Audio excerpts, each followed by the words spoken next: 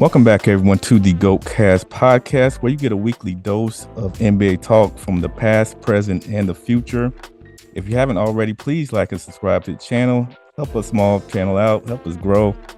Doesn't hurt anybody. So today we have, as you know, had a big trade last night. Pascal Siakam going to the Indiana Pacers and Bruce Brown moving to the Toronto Raptors. We'll talk about that. Also, did Stephen A get caught in a lie? And I am your host tonight. I am CW, joined by my esteemed colleague, Big Nige. What's going on, Big Nige? Hey, man, it's been a long day. Ready to get into this weekend, so I got one more day to go. So I'm just pushing through. It's cold out there, but yeah, weekend coming up. So yeah, let's get into our main topic of the night, and that is this pretty big trade. I wouldn't say it's a blockbuster, but it's a pretty big trade. So this happened yesterday, of course. The Raptors received Bruce Brown, Kira Lewis, Jordan Nwora, 2 2024 first-round picks from the Pacers, and a conditional 2026 first-round pick. Kira Lewis is coming from the New Orleans Pelicans as a cash dump. Pacers received Pascal Siakam and a future second-round pick. So I know when we did our mid-season tier list, we talked about the Indiana Pacers, and we put them, I believe, as a pretender. Does this trade move them from pretender to sleeper, or even into that contender tier? What do you think? So this is a good question, and let me pull up the standings real quick just for more clarity. But so the Indiana Pacers are sitting firmly at 23-17, so they're respectable. And then you have so obviously you have Tyrese Halliburton coupled with the combination of either Buddy Hield or Benedict Mathurin, whichever what they want to start there. Aaron Nesmith, the plug-in Pascal at the 4, and Miles Turner at the 5. So what Siakam brings to this team is obviously some defensive identity to help Miles Turner, even though sometimes he can be a little underutilized, but he's still a pretty good defensive big man. Bringing in Pascal Siakam definitely puts they're more, I wouldn't say they're a contender yet. I want to see how this looks. I want to see how he fits. But he definitely puts them in the right direction. And I think there was a report even saying that, a lot of teams were hesitant on, trading for him because he was not committing to any future plans for some of those teams like the Sacramento Kings, which I think is crazy because honestly, if you would have put him on that team with De'Aaron Fox and Sabonis, it would have been a scary team. But this Pacers team is pretty nice. And, Siakam, and one of the interesting facts that if you guys don't know, he's one of 4 players, Giannis Antetokounmpo, Luka Doncic, and Jason Tatum, who've averaged at least 20 points, 6 rebounds, and 3 assists in each of the last 5 seasons. So they're bringing that, coupled with what Tyrese Halliburton is doing, the floor spacing of Buddy Hield, obviously the tenacity from Aaron Nesmith, and we all know that Miles Turner is one of the best shooting big men in this league. So he got a lot more spacing out in Indiana. So that's going to bode well for him and his, production on the court. And he's not going to be the guy. Like Tyrese Halliburton is the clear number 1 option on that team, but he's a playmaker. He's not as lethal as a scorer as some other players on this roster, but he can put the ball in the hoop. And I think now that we have pretty much a pretty solidified starting 5 for this Pacers unit, they're pretty scary. I think they're definitely a team. Like I said, I'm not ready to call them a contender yet, but they're right there. And if this thing flows well and a couple of Milwaukee mistakes here or 76ers collapse there, they're right there to the Eastern Conference Finals to challenge probably the Boston Celtics, who they already beat in the in-season tournament. So, for me, I think it puts them pretty close. But what are your thoughts? I have to agree. I think that this is a plus for the Indiana Pacers. They get a guy that can score. They get a guy that is basically an all-star. He's on the all-star level. So really, I think the only thing they don't have the size. So he's 6'8". He doesn't add enough size. I think you got Milwaukee's big. You got Embiid out there. Miles Turner, he's he's a big, but is he a big that can slow any of those guys down? I guess in spot minutes, Siakam could guard those guys, but I don't know if I would trust that. He's an okay defender, but he's not the greatest. But I do think this helps the Indiana Pacers. They were right there on the cusp.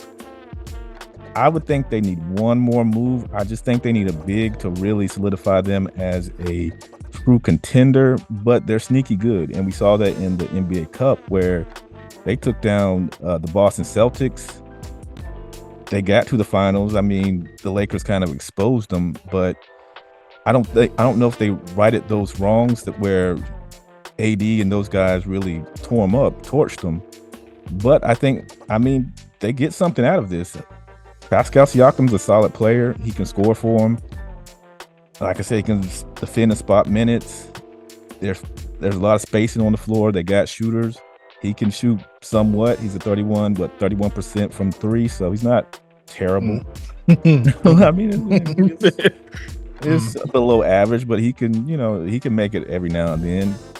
But I think it's a plus for them. As far as the Raptors go, I mean, I think if I was to say who won with so many unknowns with the Pacers, I'd say the Raptors won. They got those draft picks, which aren't going to be great draft picks, but still they're slow. I guess they're doing a short-term rebuild, maybe. Bring in Bruce Brown. He's a solid player. He can light it up. And they got RJ Barrett quickly, Podol, and those guys over there. So they're not. I don't think they're going full rebuild.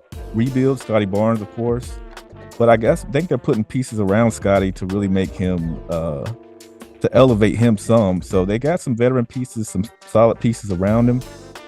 I think the Raptors kind of come out just as good as the Pacers do. I just think it's weird that Toronto has traded twice to other Eastern Conference teams. That's just always thought that was not the way to go for most teams. They always trade across conferences, but I mean, I guess that was the best deal they could get. So, I mean, I think it's a plus. It's a win-win for both teams. I don't see nothing terrible. I don't think they get worse. Either team got any worse. Are you serious? You don't think the Raptors got worse in this deal? I mean, they got worse in the sense they're probably not going to make the play-in like they may have with Siakam. But I don't think this hurts their team. I mean, they brought in some more young guys. I mean, they're where they probably want to be. I don't think they're a terrible team now. I think they're below the top 10, but they have pieces now and draft picks and draft capital to do some things to make them better. I honestly think that they're clearing up space for like a potential sign and trade or another big name. They're clearing space for somebody or the right pieces of that puzzle to fall together, because they have, like you said, they got RJ Barrett, they got Quickly, and of course they got Scotty Barnes.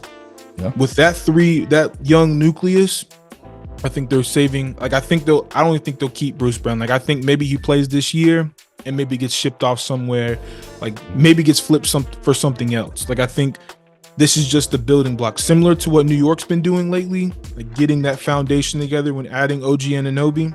Mm-hmm. I think they're setting the table for something bigger down the road. So they're in position for a great player to one out and see, this team looks like they got, their stuff together. So I think it's like, with the Knicks, with the Raptors, they're not going full scorched earth in terms of rebuilding like teams like Golden State probably should. But check that video out. Yeah, for real. Shout out that video. But yeah, I think it's a small rebuild, like you said, for the Raptors. And I don't see anybody besides Bruce Brown really of interest, because Jordan, I'm not even gonna pronounce his last name, and Kyra Lewis. Hey, good luck to y'all, man. I'll see y'all in Shanghai next year. I know, right? Yeah, they'll have a short NBA stay, but hey, they can say they made it. But I know I'm gonna take a quick second to my prayers and thoughts go out to the Warriors assistant coach. I cannot pronounce his name, so I'm not going to disrespect the man like that. But rest in peace to him. My heart goes out to him and his family, or to everybody in his family. Rest in peace to that man. And just live every day like it's your last, and just stay healthy. Just keep yourself in shape and keep yourself healthy, because you never know when something like that can happen. But moving on, and you talked about scorched earth, and this can kind of go into that. But since Club Shay Shay and Cat Williams, went viral, everyone's trying to create another viral moment, and we saw Stephen A. try that last week when he tore into Jason Whitlock with just an expletive riddled tirade. It was crazy. But yeah, but if you don't know, Stephen A. wrote a book, and Jason Whitlock brought up some topics about it. Questioned some of the authenticity of Smith's words. There was different things about his time in New York, and one of the big ones was his college basketball career, where there's numerous versions of the story, but some of them don't add up. Basically, the one thing we do know is many people say he averaged 1.5 points per game. He said because he played one game, but mathematically that's impossible. There's reports that he shot 5 for 25 from 3, but if you only played one game, how can you average 1.5 points per game if you only played once and you hit 5 threes? But then an audio clip was unearthed of him on Paul George's podcast, where he says he never played a single game. I said, was everybody teasing me 1.5 points a game? I said, no, it was less. I never played because I cracked my kneecap in half with your ignorant ass. So which one is it, Stephen A. Smith? And also, this brings the question, was Stephen A.'s anger towards Whitlock because he got caught in a lie? Instead of owning up to it, he's trying to put the target on Whitlock, who's an easy target because most of sports media does not like Jason Whitlock.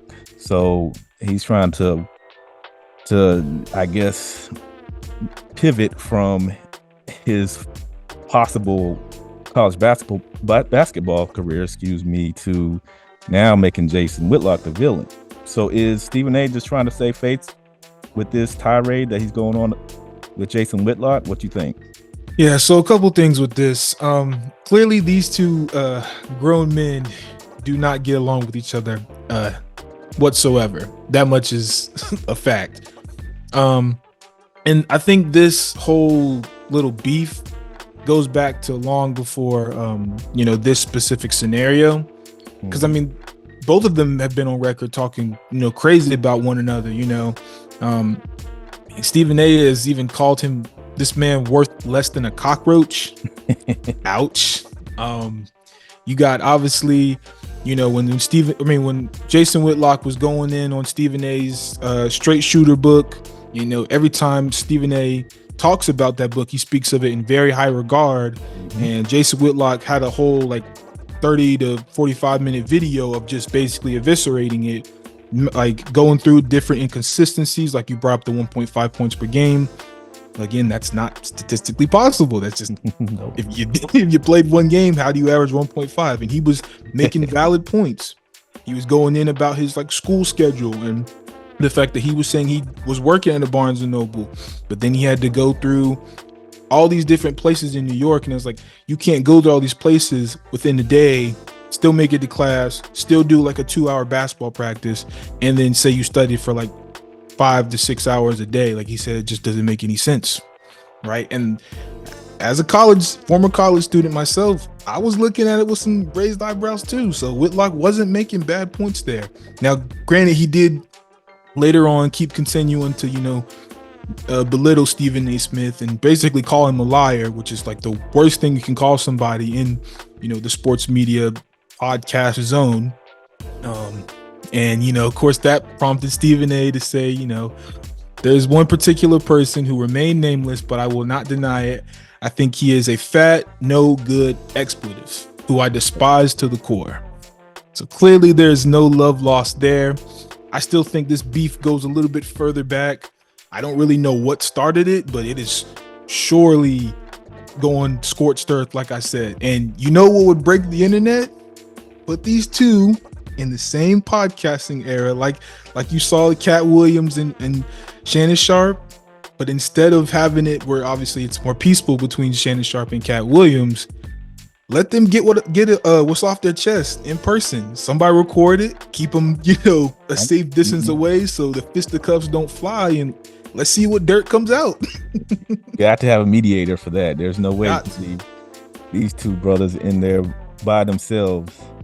That's just, that'd be good television or good viewing for us, but I don't know. I don't think either one of them's gonna, do anything crazy, but it's gotten to a point where Jason Whitlock is just attacking, Stephen A is attacking. I don't know if this, sometimes I think some of this is strategic, as you said, like it's been ongoing, but I think, I hate to keep bringing this up, but I think the Cat Williams really emboldened people to try to get that moment, or to get the stuff just off of their chest that they feel like, I've been holding this in for all this time. Let me just air everything out.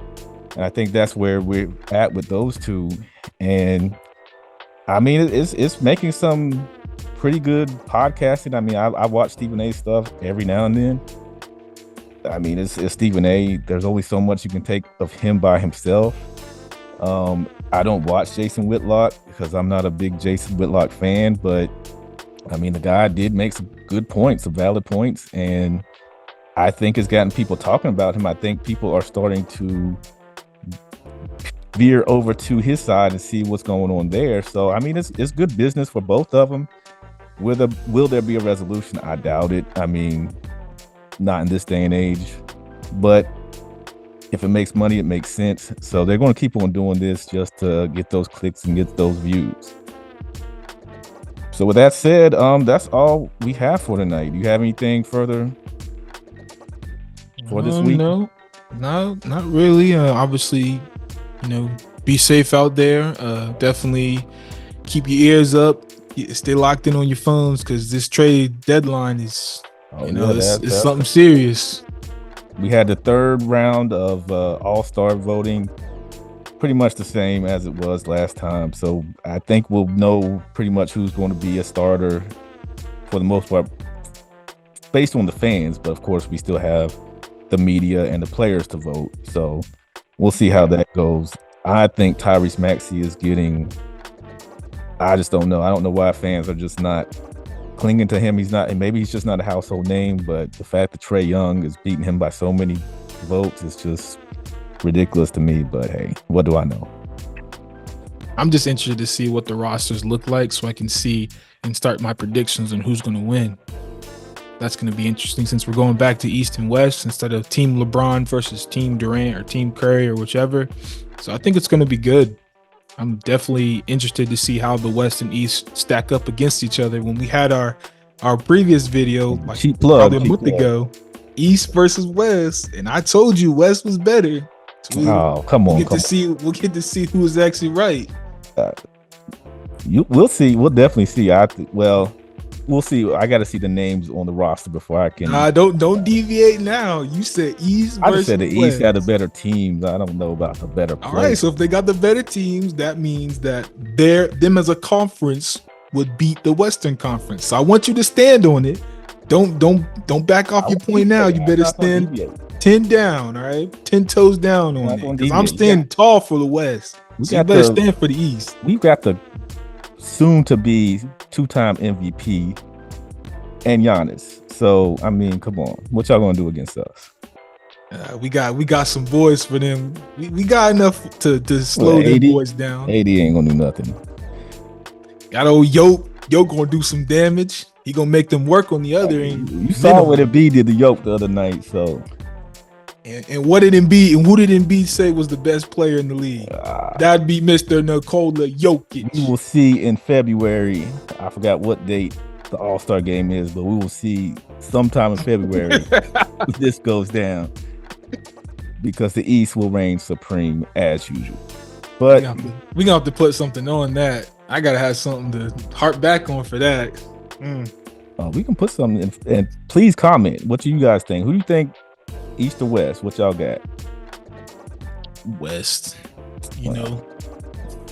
They usually agree with me, so that's how it goes for this podcast. But we're going to end it here. Thank you guys so much for checking us out. Please like and subscribe to the channel. Help us out. And we'll be back very soon with some more content. All right, y'all. Stay safe, stay blessed. And please like, subscribe, and share. Leave a comment. Let us know if we're both crazy, if we both know what we're talking about, and what you agree with, what you disagree with. Just drop a comment. It definitely, and please drop that like button. Please. Absolutely. And continue to agree with my takes. Thank you. All right, y'all. All right.